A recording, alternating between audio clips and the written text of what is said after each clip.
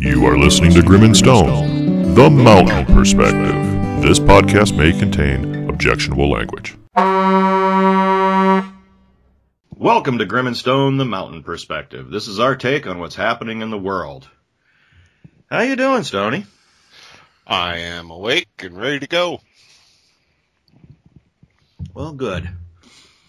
Let's see here. Let's jump right into this. Well, hey, as we all know about the first thing we're going to talk about is the Texas explosion, the Texas bombing.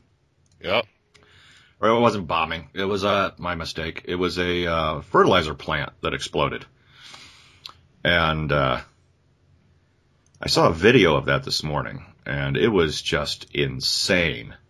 There was this dad and his kid in their truck, I think, and they're watching it from a distance, and it just, Dad's like, gee, I'm surprised it hasn't collapsed yet. And then all of a sudden, good God, just all hell broke loose.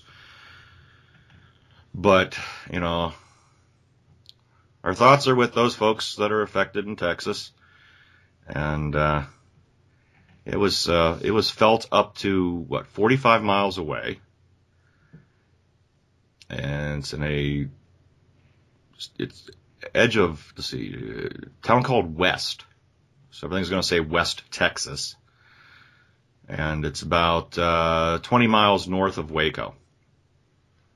So, but at last, last thing I saw was they don't know. They have no idea. It says more than 160 were injured. As a dozen homes and buildings were destroyed, but they don't have a death toll yet. There's one of the local rescue people said, right now they're still in search and the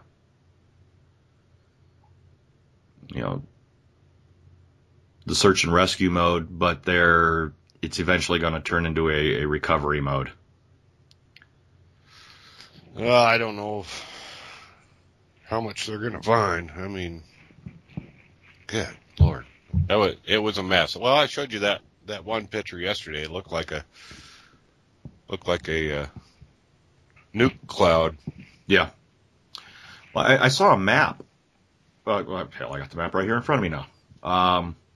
There was a nursing home, the West Rest Haven Nursing Home, which was, there's 200, 400, 600, about 800 feet away. Yeah. And people went running over there, when the place blew. Yeah. To, help the people out that were in the building. The friggin' nursing home was flattened. But because of the fire, because the one thing that wasn't initially put out was there'd been a fire raging there for a while. This wasn't like blue skies, everything's wonderful, and then all of a sudden, kaboom. Right. There was this big fire, and everybody in the area is like, holy shit, fertilizer plant's on fire. Probably a good idea to get the hell out of Dodge. And luckily, they evacuated most of the people out of the nursing home. I don't know if they got everybody out or not. But, there's houses and neighborhoods all around this, and it was a friggin' mess. So, good luck to those people in West Texas. Something I saw today on the Boston Marathon bombing, which was kind of interesting, is the FBI is considering posting pictures of people of interest. Okay. Well, because, everybody and their brother has been going over the images of the Boston Marathon. Right. And when they initially said that, it was probably one of those pressure cooker bombs, and it was in probably in a black backpack. Excuse me. People started looking at photographs of the crowds, and they found a couple people who had black backpacks. Now, that's not a crime in itself, But when you have a picture of a guy with a black backpack and he's walking through a crowd, and then all of a sudden there's a picture of the same guy without a black backpack. Okay, I'm not saying he did it, but he's a person of interest. We may want to talk to him. Where'd your backpack go? You know, something along those lines. Sure. Or, I mean, there's thousands of people there, and people are shooting video and taking pictures. I've heard that they're also asking that people who were in the area of the bombs, if they were shooting video or taking pictures, that they bring their pictures into the police, their crowd pictures. Right. And that makes sense to me. Yes. Well, it does. I mean, there was a mugging.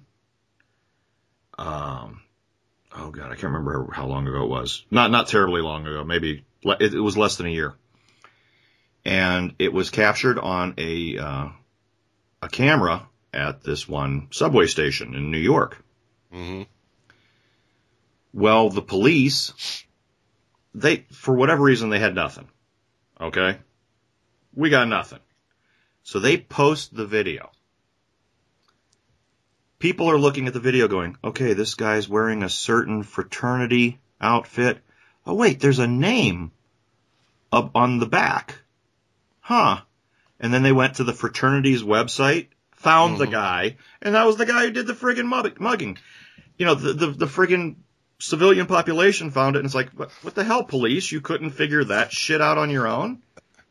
You know, dude's wearing a thing, you know, he's wearing a hoodie that has this emblem on it. That's this fraternity. It's got his nickname on there. You go to the fraternity website, bingo, there's your guy.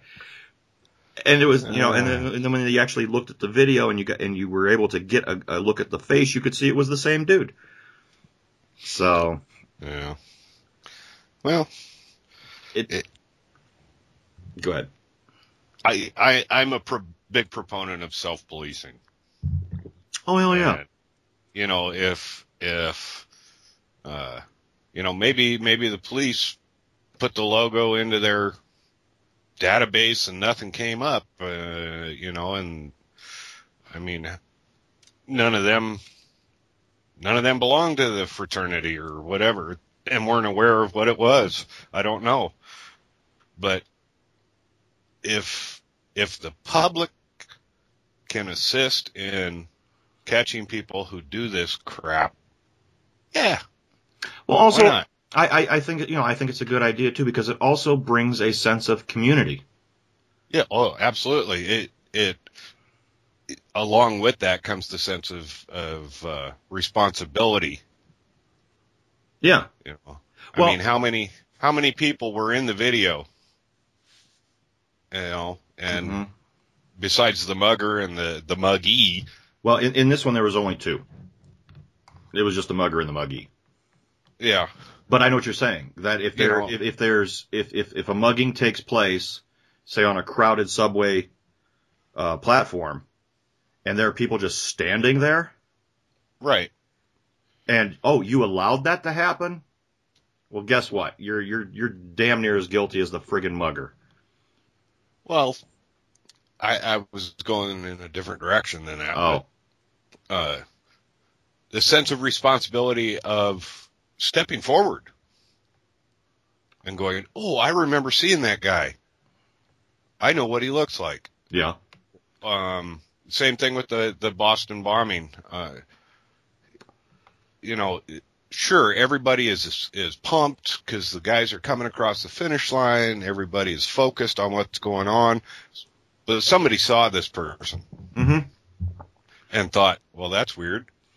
Well, like the Zapruder film. You know, when Kennedy was assassinated, you know, that became the keystone piece of evidence. Right. And this person was just filming. You know, they weren't looking for anybody shooting or anything like that, but they were able to, because of that film, they were able to go, oh, okay, well, the bullets came from this direction and so on and so forth. Right. And, but I saw one this morning where there was there's a photograph of a black bag near a mailbox. And then they put a photograph right next to it, and it's the same area, same mailbox, and the area is just friggin' destroyed. Mailboxes are apparently, if there's a bomb going off, get inside a friggin' mailbox, because that thing didn't even move. So, but, it was one of those where, okay, there's a bag before the explosion, same location, the bag's gone. Well, obviously the bag's gone because, everything got blown up, but, right. Was that the bomb bag? So, well, the burn and shrapnel pattern would tell them whether or not that was the bag. Mm-hmm. From the location. So, and let's see here. I got two more. If this will load, and while that one's loading, I'll go ahead and pop this one too. Veteran news.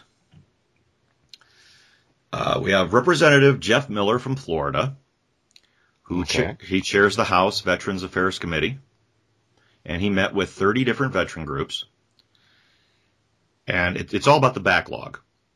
And anybody who's a veteran or is somehow affiliated with a veteran who, needs VA care knows about this backlog.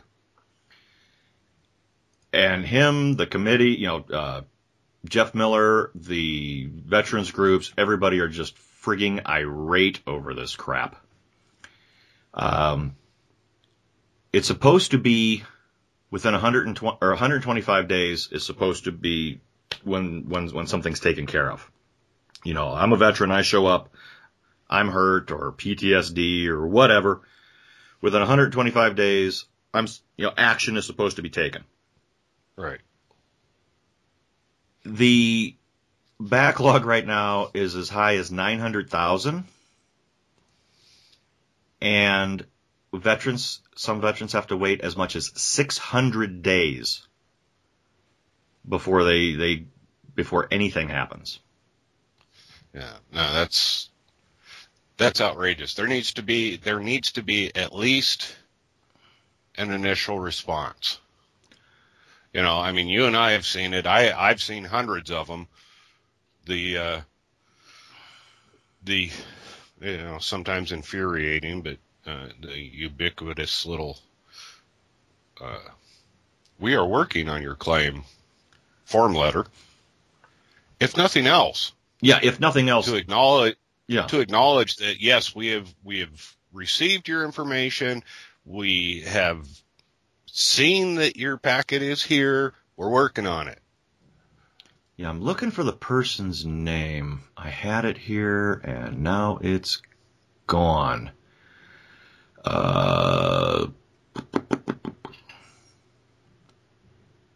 Someone whose last name is Hickey. I want to say Amy Hickey, but I'm not positive because I can't find it. Anyway, this woman she's the one in charge of all this stuff. And, Allison, here we go. Allison Hickey. Is she a veteran? Let's see. Department of Veteran Affairs, Under Secretary for Benefits, Allison Hickey. Does not say whether or not she's a veteran. Well, she's not. She shouldn't have that job. And she is the one who Jeff Miller and quite a few others they're basically calling for her resignation over this whole mess. And she's like, but for 3 years we've been trying to get the best minds in the VA and outside the VA to work this out. And it's like, the problem is you haven't, Exactly. Oh, and for any veterans listening, we'll use my case in particular. I have finally been approved for an MRI on my service-connected injury on my knee, and it only took 3 years here in Montana. So the VA here moves like lightning, apparently, compared to many other parts of the country. The injury took place 24 years ago. So yeah, I'm figuring, they finally decided that it's time for an MRI. So, yay, Montana VA. I can't bitch about the Montana VA. They've done good by me. And here's excuse me. In foreign news, this is a fun one. And the only reason I went with this is because of this one quote. But one hospitalized after Chicago sinkhole swallows 3 cars.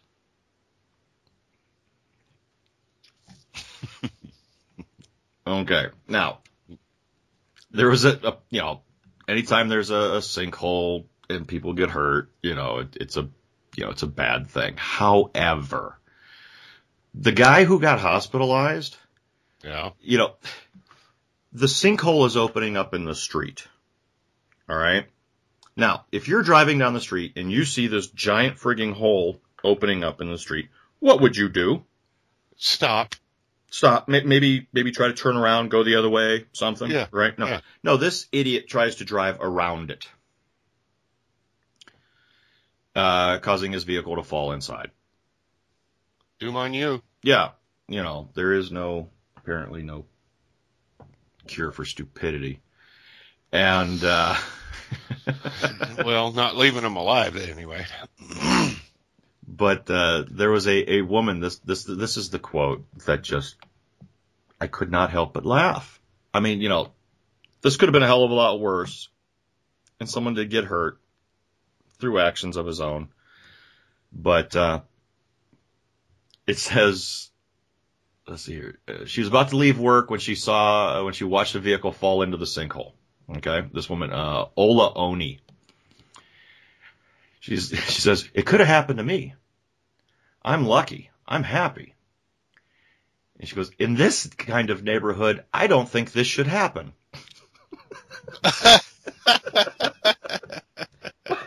What kind of... Damn you, sinkhole. You belong over there. Yeah, what are you doing in this neighborhood? You need to be over there where those low-income people are or whatever. In this kind of neighborhood, I don't think this should happen. Oh, God. Really? Because you're better than sinkholes? Yeah. You're... Oh, boy. Yeah, so that's why I went with that one, too, because it was just... That's almost as stupid as the guy that fell in. Yes. I mean, you see a sinkhole, you friggin' stop. You turn around, you go the other direction. Or if, you got a, line of cars behind you, you get the hell out of your car and you walk the other direction. You don't try to drive around it. Dumbasses. Yeah. And then when it's done, you go back and you chastise the sinkhole for being in your neighborhood. For being in the wrong neighborhood. What I think is, I've driven through Chicago many times. And I'm sorry. Oh, yeah, so am I. And I have no love for Chicago at all. But you know that this guy who drove around it, he's there, he sees the sinkhole, and he's like, oh, God, what do I do? And some douchebag behind him, it's just laying on the horn. Yep. Get out of my way! Get out of my way! So dude drives around and falls in. And then the douchebag behind him's like, oh, shit, I'm going the other way. Yeah. Yeah, exactly. Exactly. Jeez. That's what happened. Yeah. Yeah. Yeah, I'm sure. Friggin' knuckleheads. Yep. Good Lord. Let's stay on foreign news in Chicagoland for a minute. I got one for you. Oh, okay. Chicago teacher sues over pocket knife suspension. All right. When I first read that, I thought, okay, kid brought a pocket knife to school, and the teacher put him in for suspension, and you know, something went wrong, and so the teacher filed suit. Makes sense? Okay. No. The teacher was suspended for showing his second graders a pocket knife. He was teaching a section of curriculum, and this is one of those school systems where you have mandated curriculum. Mm-hmm. Well, this portion of the curriculum was tools. Okay. So he's suspended from the Washington Irving Elementary School, 4 days, no pay. He's a 17-year veteran of the teaching.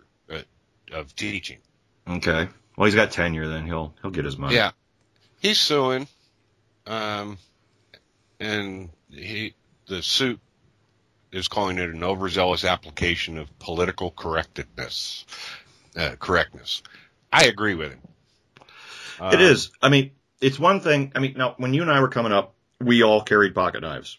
Yeah, you just did. You just did. And, you know, you and I have talked about that before, where if you got into a fight with somebody, you fought with your fists.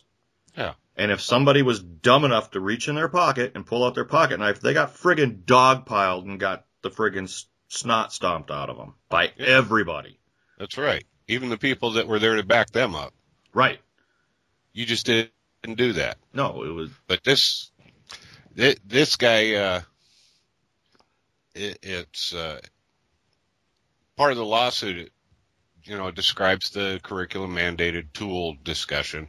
Said other garden variety tools the plaintiff used in the discussion were a box cutter, various wrenches, screwdrivers, and pliers.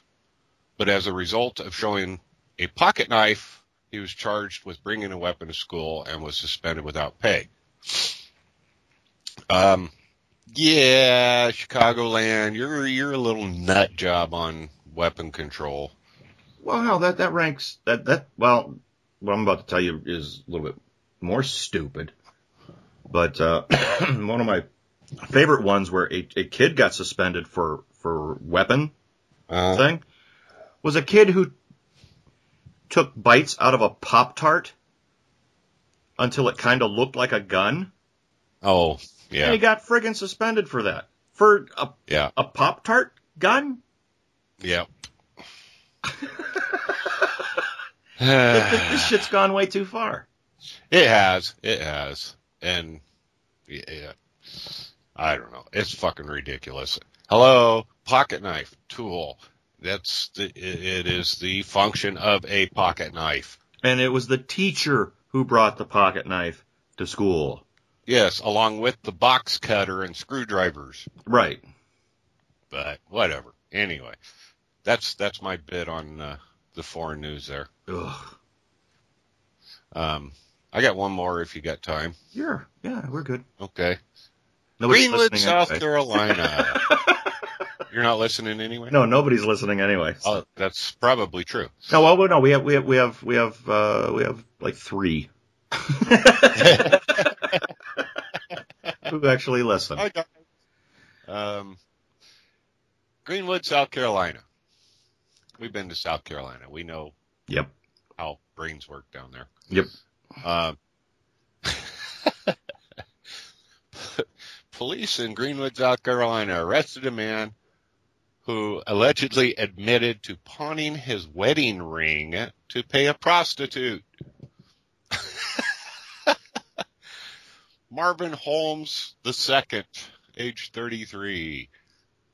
He was busted for solicitation of prostitution, but the funny part is he pawned his wedding ring for $20 to pay for it. That's yeah. I see a divorce in his near future. Well, he did tell police that he picked up the prostitute because he was having problems with his wife. Okay, I'm I'm trying to wrap my mind around this. Let's see. What kind of problems am I having with my wife that's going to drive me to a prostitute that I pay for with my pawned wedding ring? No, no.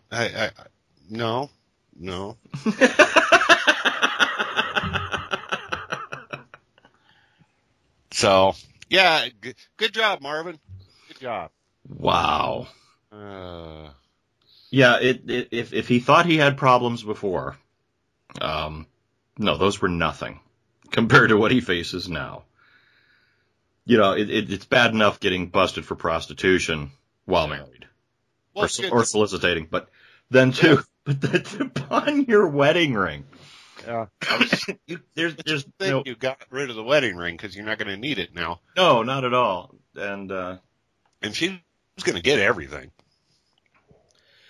She could be an absolutely, bitch on wheels, but he's all the problems could have been her fault. Yeah. Not no more. Not in the eyes of the court, not in the eyes of the community. That guy is screwed. I mean, okay, you're having problems with your wife and you pick up a prostitute to take care of your business. Okay. All right. She's going to kick you out and you're going to whine and, if you're lucky, you'll get to a point where you're talking and work it out and blah, blah, blah. But you pawned your wedding ring to pay for it, dude. You're done. Done. It's over. Whatever problems you had with your wife are irrelevant now. Oh, people are stupid. That is all.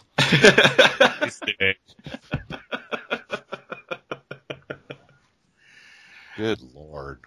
All right, let's go to weather.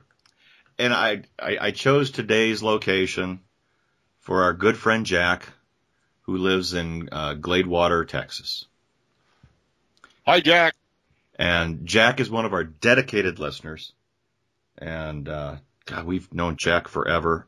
And, when we call him an old friend, well, it's because we've known him a long time, plus he's old as dirt. Yeah, but the son of a bitch has not aged. He looks exactly the same as he did 20 some odd years ago.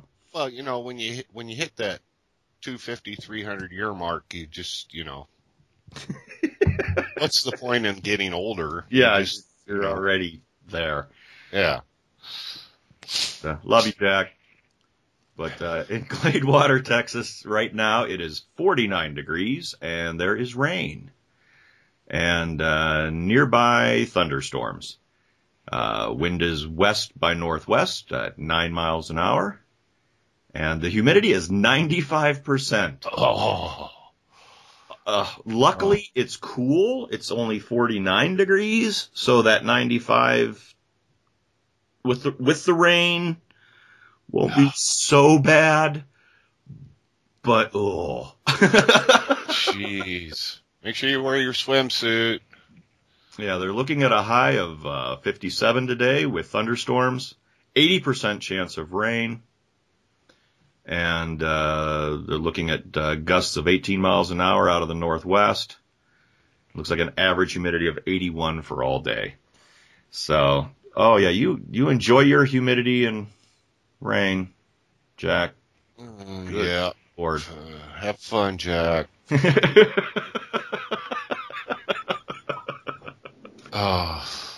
95% humidity. Good God. That's where you go outside, take a deep breath, and you start coughing because you've just inhaled too much water. Yeah, lifeguard on duty. Oy. But that's all I've got. You got anything? No, I really don't have much else. It's a people are stupid kind of news day. Gotcha.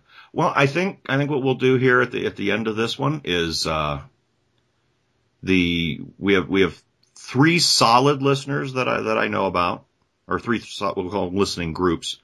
We got Mike and Lori in Florida. Hi, Mike. Hi, Lori. We want to say thank you to you. We got Jack in Texas. Thank you to you. We have Lenny, who that's West Virginia, if I'm correct. West Virginia or Virginia, one of them. One of the two. But want to thank all of them for supporting us and cheering us on. And kind of wish my daughter would listen. So that's going to be my one negative right there. But other than that, I think that's about it for today. Yeah, like I said, it's a people are stupid kind of news day. Yeah. So, alrighty, that's all I got. And let's see. Yeah. Have a good weekend, and we'll talk to you on Monday. Okay. Keep your powder dry.